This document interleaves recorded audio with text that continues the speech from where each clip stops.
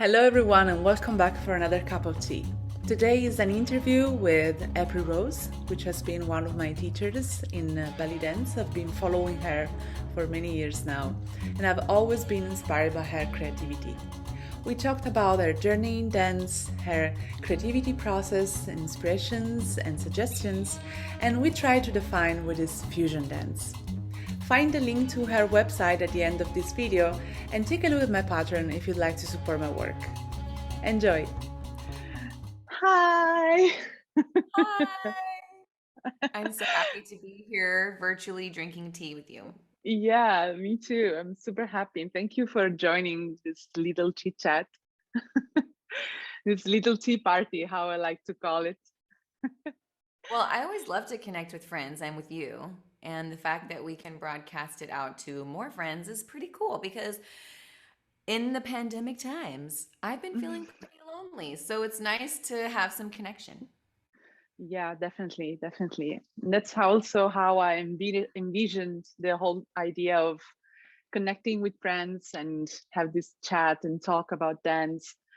It was a normal thing to do maybe after a festival or maybe after any moment during our dance time. But now everything is so like you have 1 hour class and then it's difficult to connect afterwards, or those spaces are kind of they're not very here in the virtual world. But anyway, I always love to start with one question because I think I already read something about it in one of your posts or maybe in one of your blog posts. But I always love to hear the story from the person, from the main character of the story. And my question is, how did you start dance? How did dance come in your life, being it Raks Sharki or fusion or dance in general? What a fun question. Okay, so as a kid, I always loved to make up dances with my friends at recess. The earliest time I can remember doing that is like the third grade. And then I would come home and show my family at dinner. And then when I was 11 years old, my mother and sister and I went to the Renaissance Fair in Northern California, and I saw Suheila's dance company perform. Honestly, I don't remember. My mom told me. My mom told me that. But I remember the next part, which is my mom told me if you want to start lessons, go to the yellow pages and look up a teacher.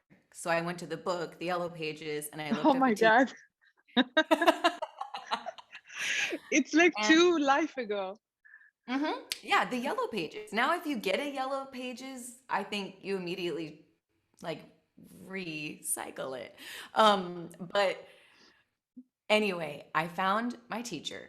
Her name is Dalila Morad, and she's based in Sacramento. She still teaches. I love her. She's taken my class, my intensive dance cohesion. It's been like a beautiful full circle thing.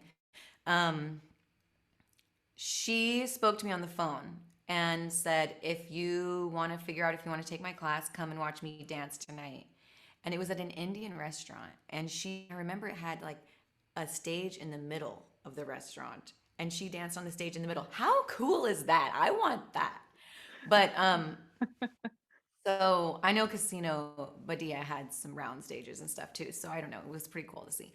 And I even remember in that show, I don't remember like that much, but it became a story afterward that she dropped her skirt. Like something terrible happened with her costume.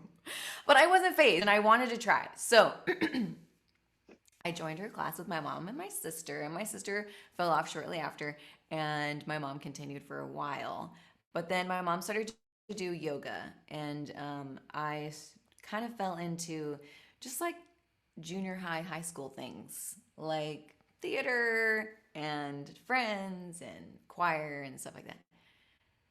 But then I did a gig. Oh, and I used to dance at this Moroccan restaurant. And then I did a gig at this bookstore. It wasn't really a gig, it was a community show put on by Dalila, my teacher, who invited me to perform a solo. And there I saw Amy Sigil perform a solo, which was pretty Hmm. rare at that time and even. And she danced to, I was dancing at that time to like, I did a whole thing to Tarkan Kiss Kiss.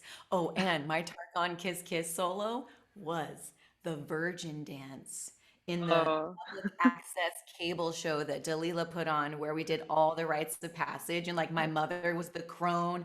And I can't remember who all was everything, but I was the Virgin. And my Virgin solo was to Tarkan Kiss Kiss, which I find very hilarious. But it's a pretty cool public access show that Dalila put together because she's very focused on like the goddess angle, this dance, which I started with and then came away from as I continued like my more academic studies, and now I find myself circling back. But hmm. so I saw Amy dance, and she danced to Nine Inch Nails, and she was covered in tattoos, and she had like these blue buns on the top of her head, and like tendril curls coming down, and like so many stones on her. Every single finger had like a giant stone ring on it. And she was wearing all black. It was just like black gauze wrapped around a bra, and then like this grass skirt that had been dyed black over a batik sash over some wide leg black pants. Wow, you remember every detail. It was so, I figured that, like envisioned that perfectly. I remember my mind blown by three things. One was her unabashed changing in the backstage area. I was like, wow, that's so awesome. She just like doesn't care like about showing her body. Hmm. And I also was completely mesmerized by her dance, more than three things, but that's what really hooked me. And somebody elbowed me and was like, "You have to go watch her." So I went and go watched her. And I remember her armpit hair. And I was Hmm. like, what? Grown women have armpit hair and some people keep it. This is real. And she's really sexy and like really powerful. And like, I'm so curious about her. And I also remember her partner, Raven, because Raven's very androgynous. And I remember being kind of confused and being like, I wonder who her partner is. And like, I'm curious about them and their identity. And it just opened up like a whole new world. And then Hmm. mom my mom was like, saw that I was inspired. So she called Amy on the phone and said, my daughter wants to dance with you. Hmm. And Amy was like, okay, we'll bring her in. And they had like a private discussion that I only found out about years later. But that's their story to tell. And then I started dancing at Hot Pot from the age of 16 until I went to college, which was at 18. But it made a very profound effect on me, and I became very close friends with everyone there. Um, and that was like my introduction to fusion. And Hmm. we called it tribal, just doing the concept of improv together. And like none of the combos had names. They were all done like slightly differently depending on the person. You know, it was just like jam packed in there. They were all different kinds of people, and now it's much more codified, and we're calling what we do transcultural fusion when it's more like that style, and Amy calls it improv team sync now. And so there's been a lot of changes, and it's been really exciting. And then I went to college. I went to UCLA. I wanted to go to Berkeley and be like in San Francisco and like the San Francisco Bay Area dance scene. But Berkeley didn't accept me. So I went to UCLA for an English degree because I thought I would become a professor and I would like learn how to write. I wanted to be a writer. And then I realized like English wasn't for me. So just because it's too much sitting down reading, which you have to do regardless of what discipline you're in, but I met some really cool people from the dance department. And so then I decided to audition. And I did this like trip hop song, transcultural fusion dance. And I think the faculty was just like confused and delighted, and also saw an opportunity to educate. And so they let me in the program. And then I did a lot of studies there. I studied classical Indian dance there, and then that like inspired me to learn Hindi and go to India. And that's where I met my husband. Since then, I have stopped practicing classical Indian dance, and I don't even practice Hindi.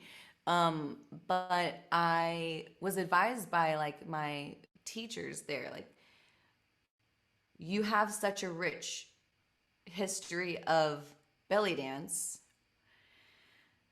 Why don't you like explore that more deeply? Mm. And I feel that resonating more for me even now. So, I mean, sometimes I just said belly dance. Sometimes I call it belly dance. Sometimes I call it rock sharky. Sometimes I call it Manat dance, Middle Eastern, North African, Hellenic, Turkish dance. It depends who I'm talking to and what words they know or what words I want to explain to them. And that catches me up to now because then I would be just telling you about my life as an adult. So that's how I discovered dance. That's lovely. And one question, you said that your first teacher was more into the goddess idea of, um, yeah, the main concepts were about the goddess. And then you said that you went like all around and then you're coming back to this. How can I ask you that? Sure. Because I think that there's truth and value and beauty and complexity and tragedy and mystery to both. That this dance we do is a cultural practice that comes from North Africa, the Middle East, Southwest Asia, Turkey, Greece, Persian court dancing, Central Asian court dancing. Like that's a rich and interesting and political discussion Hmm. because you can't have that discussion about that art without having a discussion about colonization and power dynamics, and it's really important. And if you only talk about the ancient dance, the ancient music, the ancient purpose of the dance, then it's kind of dismissing or denying and disregarding and almost like snatching away from the cultures who are actually largely responsible for what we learn and try to emulate and create. Mhm. But there's also truth to the fact that some societies in prehistory were more androcracies where there was a balance of masculine and feminine, and women did dance as devotion to goddess, goddess being the earth, the cosmos, the and I am wearing circle themed jewelry today, and I put all of my circle um drums Hmm. out here because it's all about the circle, the earth, the moon, the sun, Pachamama. Like, the earth is goddess. We are inextricable from her. And I'm just like personifying it. And there's a million ways you could personify it. And you can like pick your pleasure when it comes to the verbiage. But the great mystery, the concept of oneness, unity,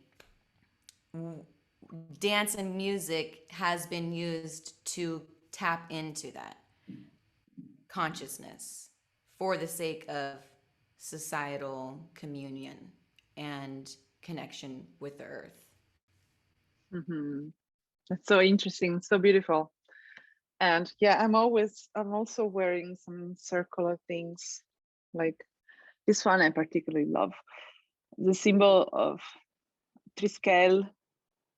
Yeah, this is from it's a handmade thing. Yeah, I love it. Anyway, my second question for you, and I need to to read that, is for students who are approaching Raksharki or fusion for their very first time. And depending on your experience and what you have learned during your journey, what would be your best advices for them? What a beautiful question. And I'm so excited that you asked me this and that I get to project my answer out to you and to the world. And it's a perfect segue from what we were just talking about. And this actually can be my answer to any artist, anyone picking up any discipline or skill that takes time to master. It is a portal. Your body is a portal. The drum is a portal. Your voice is a portal. You are a vessel for oneness and for all states of consciousness that remind us of that oneness. They release serotonin, dopamine, neuroepinephrine into your body from that state of flow that you get when your frontal lobe goes quiet and the watcher and the doer merge and time slows down and you hit that flow state. Magical things happen physiologically to our bodies, especially if we are doing physical movement rhythmically with other bodies in nature. That is like how we can unlock our potential as human beings. And it is built into us to desire that and to gain positively from engaging in that activity.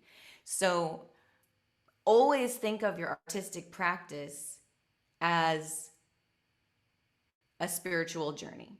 And, or if that doesn't work for you, you can approach it from a more intellectual perspective. But it's so much more about the process than it is about the product.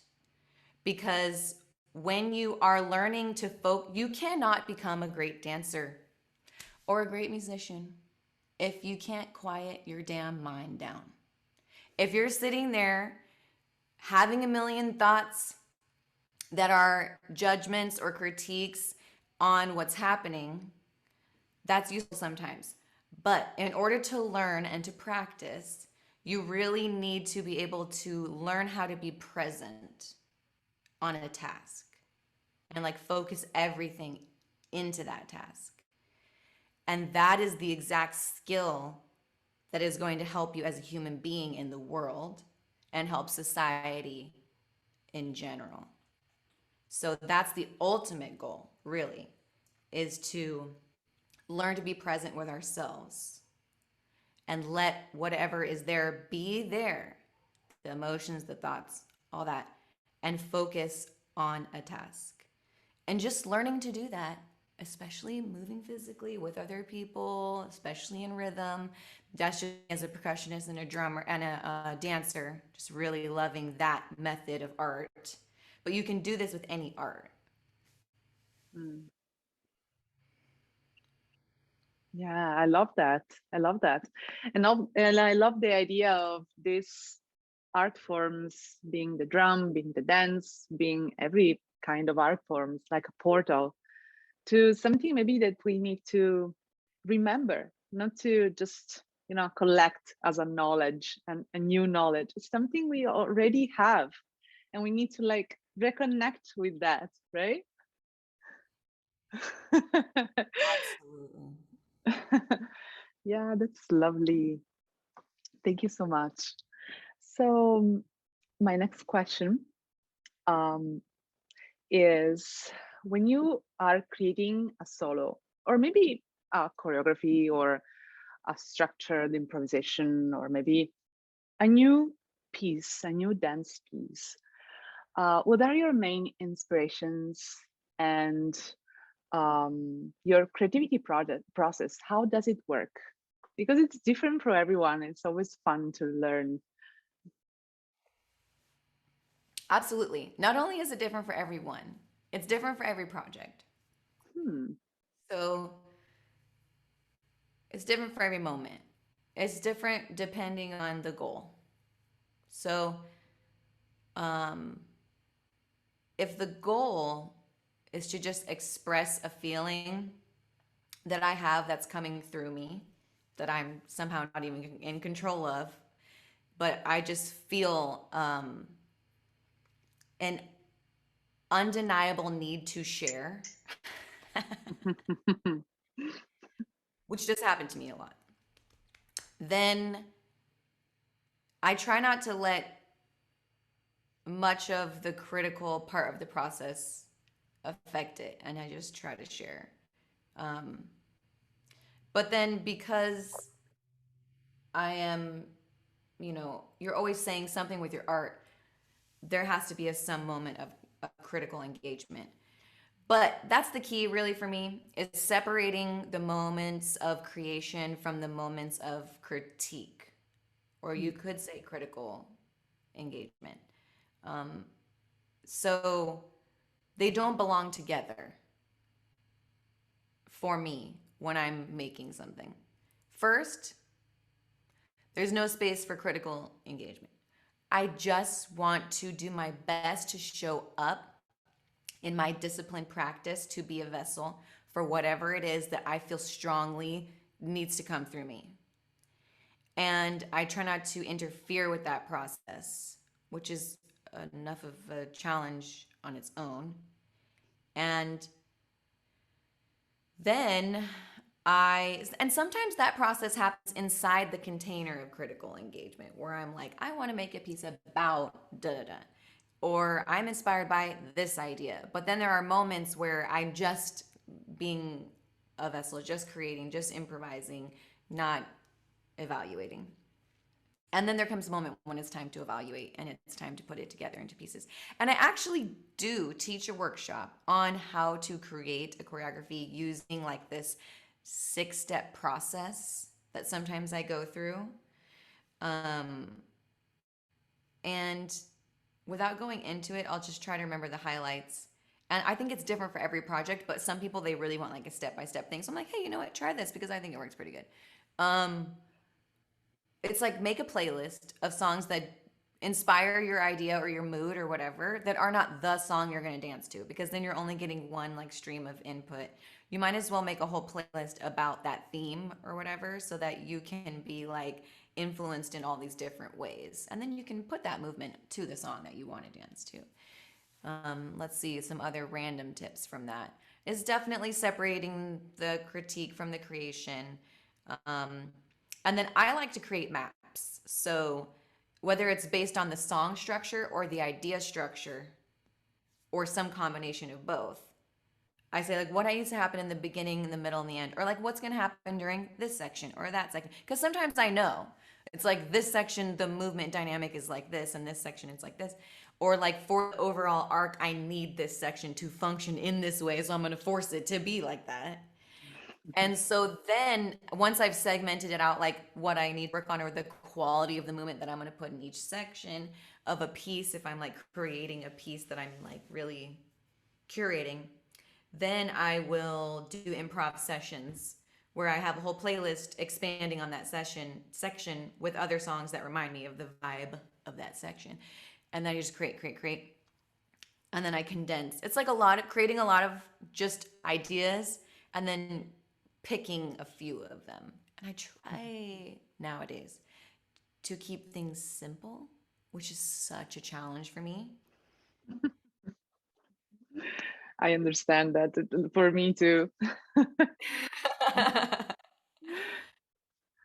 Yeah. But What about you? simple. Well, but I was thinking that simple is powerful.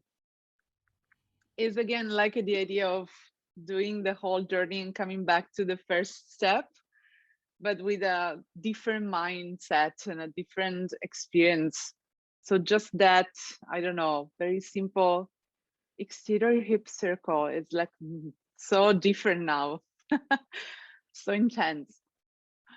What about my creativity process?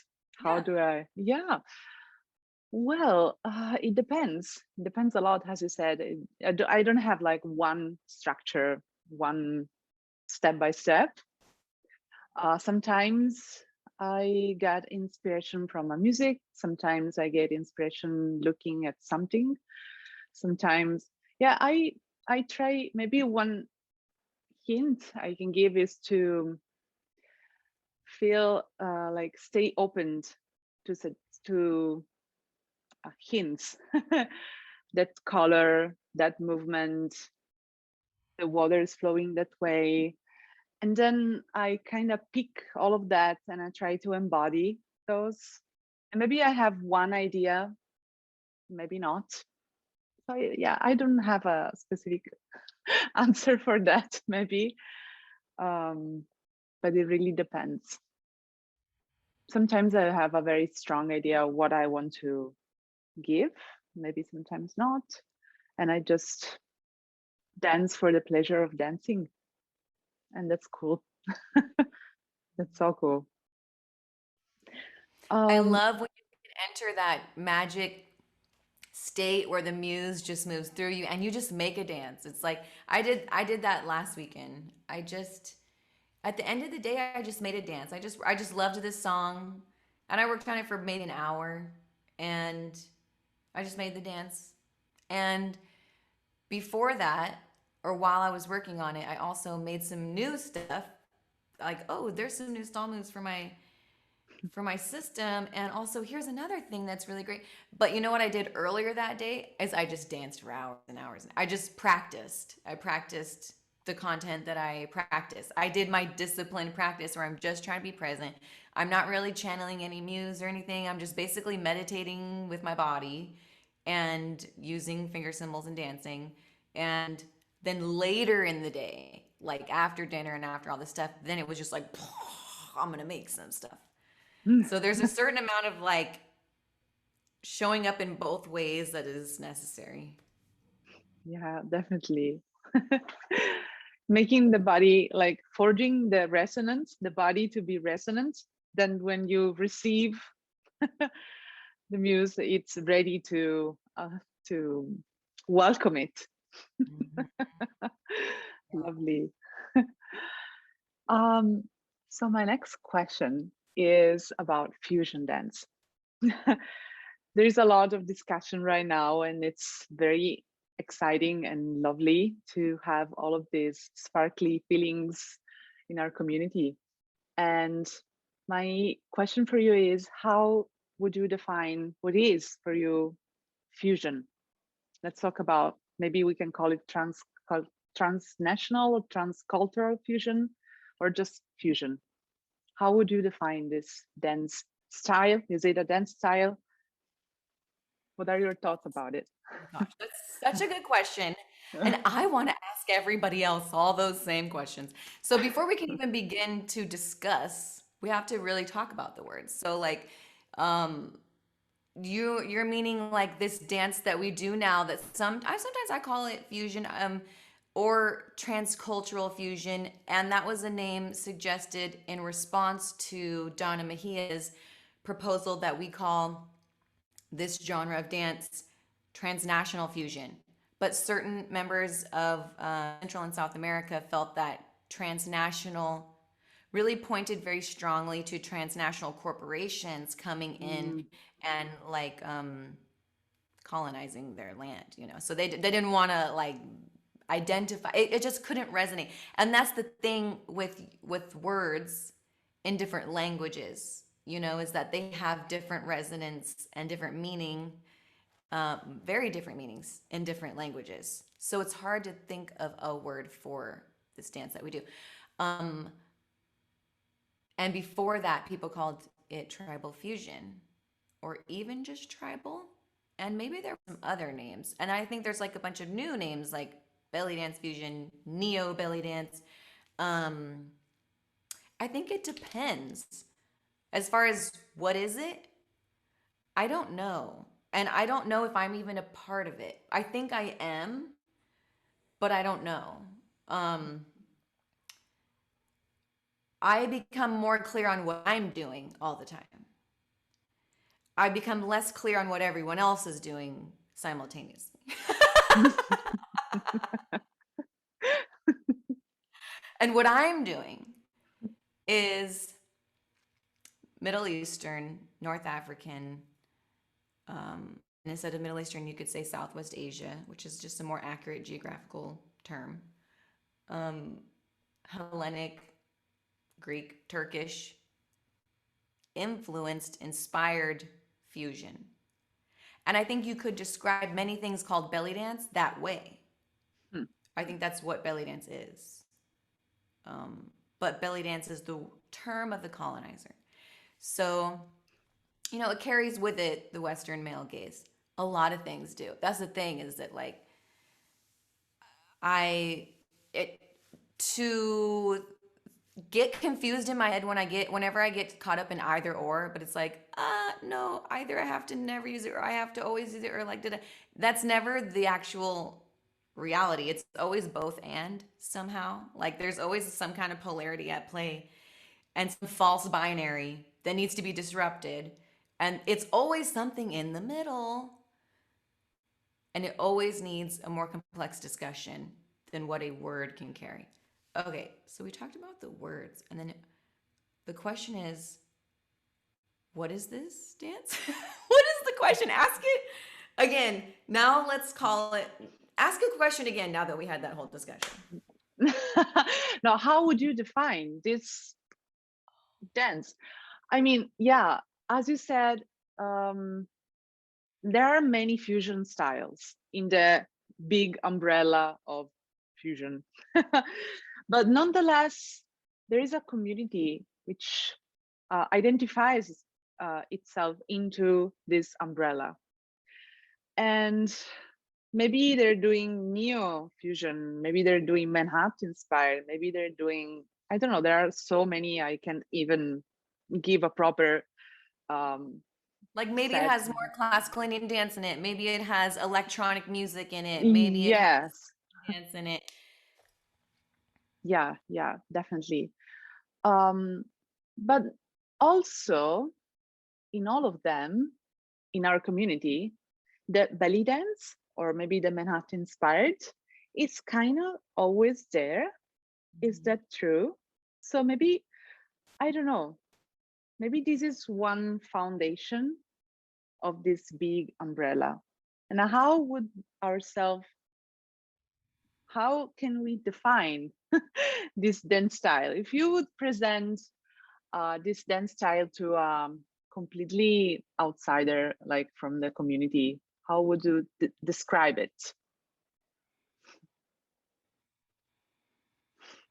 To a complete outsider, Yeah. ooh, I don't know if I would describe it the same way I would describe it to the insiders who are watching this video. Also, Um, you can have both. You can tell me both. I'm curious about both if you'd like. outsider. I just thought about how funny that word is. Lately, when people ask me like, "Oh, what kind of dance do you do?" Sometimes I say rock sharky because I think it creates the most interesting conversation. Even though it's not really true, I don't really do rock sharky as I understand the aesthetic of rock sharky. Sometimes I do. I like to take classes in it. I love it. It's definitely a strong influence. But I say rock sharky, and they go, "Oh, I go, have you ever heard of it?" And they say no. I say it's also called belly dance, and they said, "Oh, I've heard of that." And I say, "Yeah, it's a Middle Eastern, North African, Hellenic, Turkish dance form." And they go, "Oh." And I think that's really interesting because if I had said belly dance right off the bat, the conversation usually doesn't go quite like that. Like I can feel a lot more judgments come in from the other person a lot more quickly. And that That's saying a so word in another true. language kind of helps like open up the curiosity, and then but then I still connect it to something they know. It's also called belly dance. And I think it maybe just kind of disrupts their idea of belly dance a little bit, but I don't actually know. I don't actually know. But yeah. And it's been a long time since I've like tried to describe what this community is, and I don't even know if this community is it just like a bunch of communities. I think this community is like always going to be easy to complicate because people are always taking an idea and then like corrupting it and completely, or taking the idea and celebrating it, or taking the idea and selling it, or taking the idea and putting it in a temple, or taking the idea and putting it at a music festival, or taking the idea, you know what I mean? So it's kind of like, what are your intentions in the dance? Where are you performing it? Who are you with? That's the community that you're in. And I think we are experiencing a rupture in the idea of like this community. Because maybe the thing that is this community is really just connected by people doing not only Middle Eastern and North African, but also Persian, Iranian, Central Asian, but also Indian, but also Balinese, but also what else? I'm trying to think of other common influences, but I think that's plenty. I mean, that's like Hawaiian, Polynesian. Like the thing that brings it together is the problematic part of it. It's like the fascination with the other and the not including of the actual teachers of the traditions in the celebration of your fascination with it. So that's a lot to handle. And it's like with a lot of things, maybe it has to be totally dismantled and something new has to be like, we can't fix patriarchy and white supremacy. We have to dismantle it. So maybe, I mean, we're experiencing a dismantling of tribal fusion dance and even of belly dance as well. Hmm. But I think that when we want to talk about mostly female led, but dance traditions, but also men participating, non binary people participating since the dawn of time, but with more feminine focused type movement. But there's so many traditions around the world of that feminine quality of movement used to bring people together in society around rites of passage celebrations and around religious ceremony, that maybe that's what we're tapping into. Is like that lineage, that practice that has been colonized and stamped out in a lot of places. And the danger is that with our fascination with that idea and trying to like tap into that experience or that lineage or remembering those traditions, the risk is erasing them, rewriting them, co-opting them, instead of actually like supporting and learning from and valuing that idea.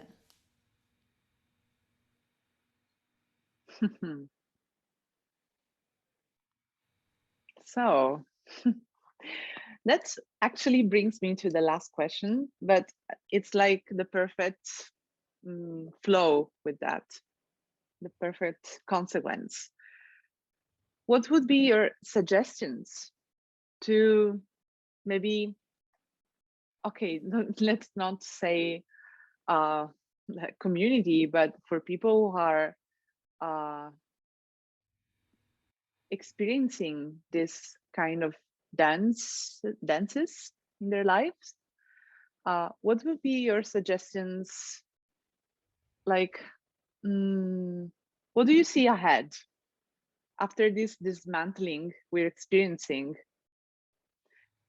And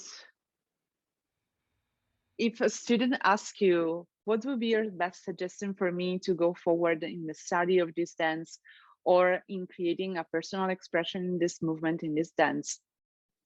What would you say?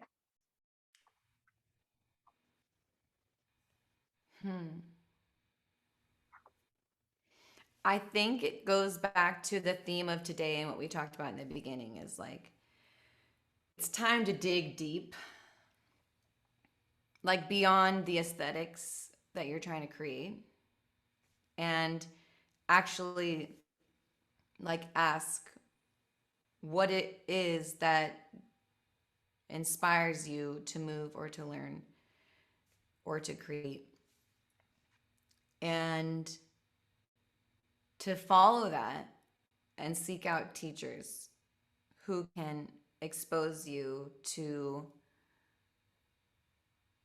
the richest,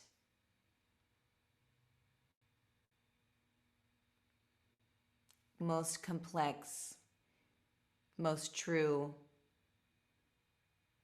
history and present of the art form that you're practicing. Um, and I also, geez, I think I'm kind of struggling here. So I may just be transitioning to like a message that I want to send everyone in general. But uh, you have the right to exist. You have the right to dance, no matter who you are. You have the right to sing. You have the right to drum. You have the right to create art. As a human being, that's all, that's the only official ordained title you need to have the right to express yourself through your body vessel. And so does everyone. Everyone has the right. And also to be witnessed in that sharing. So I think it's just time to dig a little bit deeper. Oh, okay, I think I'm arriving at the thing I want to say. A lot of times when people defend, hold dear the word tribal when speaking about dance, and specifically tribal fusion dance or ATS inspired dance or fat chance belly dance inspired dance. When people really hold that word dear, they try to explain to me that this is not a co-opting, this is not a dismissal, this is not a denial. This is a holding up of tribal people and their textiles and their practices and their communities. This is a celebration of it. And so my answer to that would be that find what it is that you're saying you're celebrating, and then really figure out how to support it in the real world.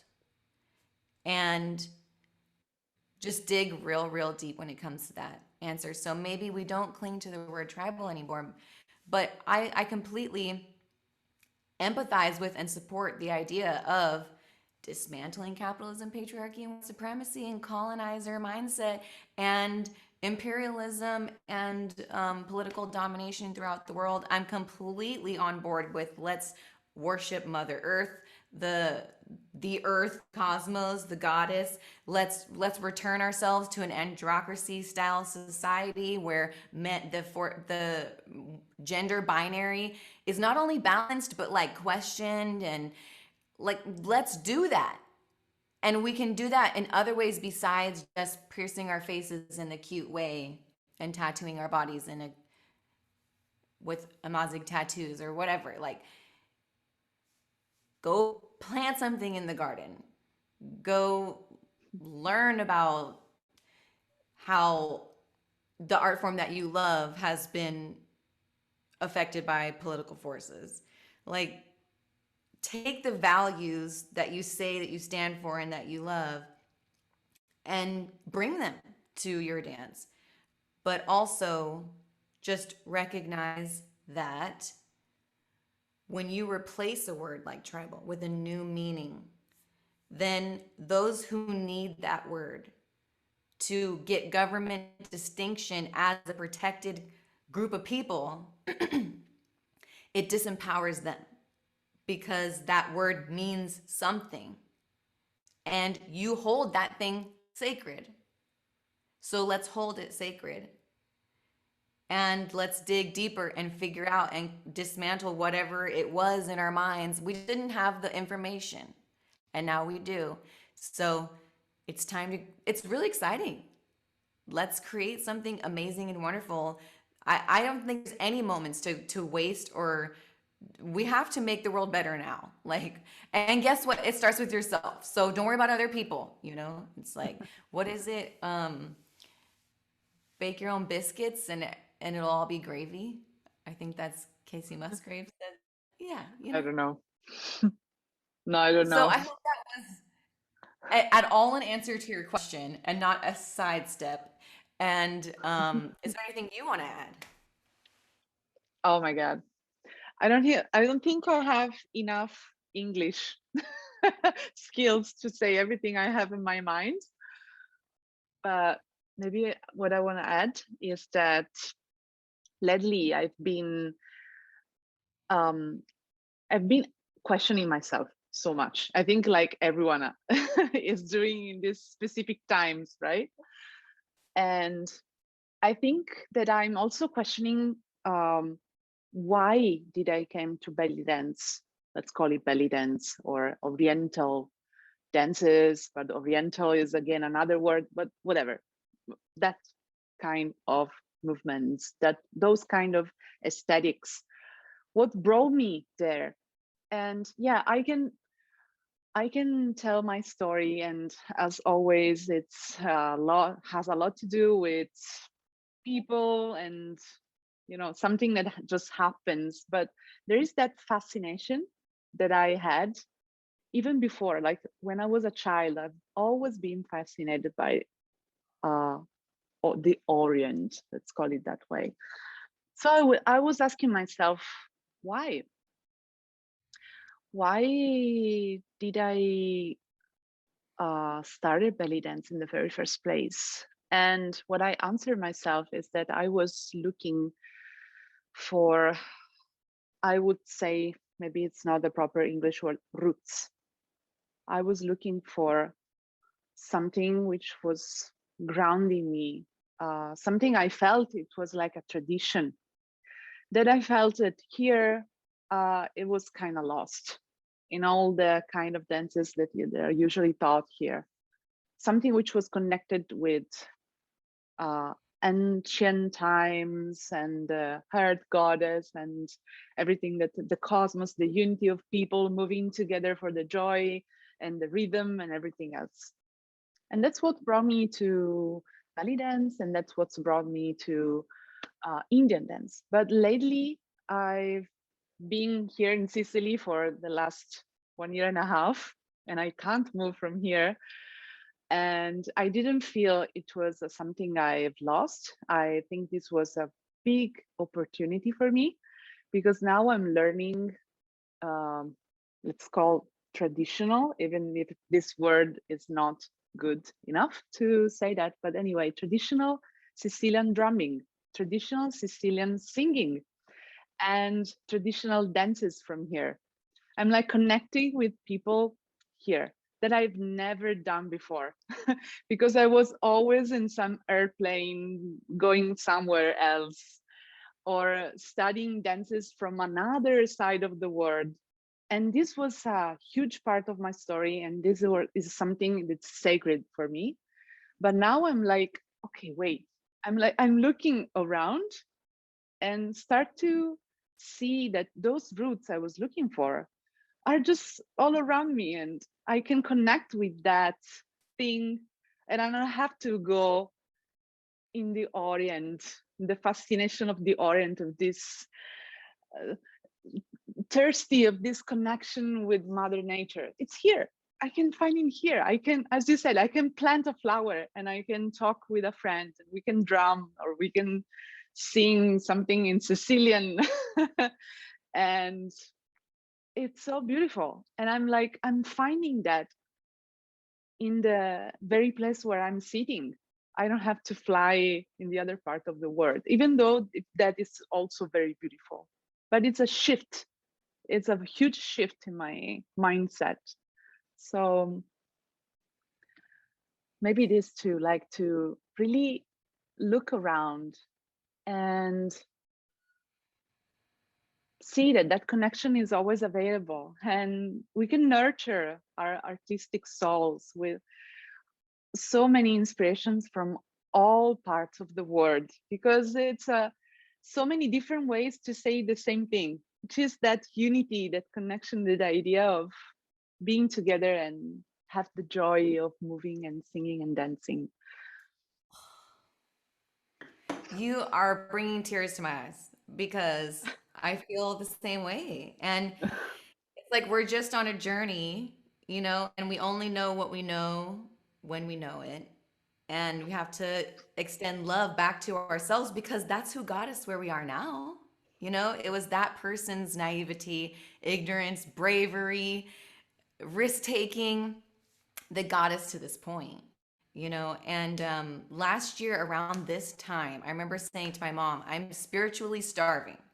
And I don't feel that way anymore. I feel very fed, because I realize the spiritual significance of the practice of art and dance and drum and all that. And it's exactly what you're saying is I can tell you from the perspective of a Western white woman in America living in 2021 under the conditions that we're in, the political system that we're in, it sucks. I mean, no, there are some things that are great about it. There are some things that are really great about it, but I'm completely spiritually starving. I'm divorced from my roots, my ancestors, ritual practice, like no ritual practices, but ritual practices have been passed down to me.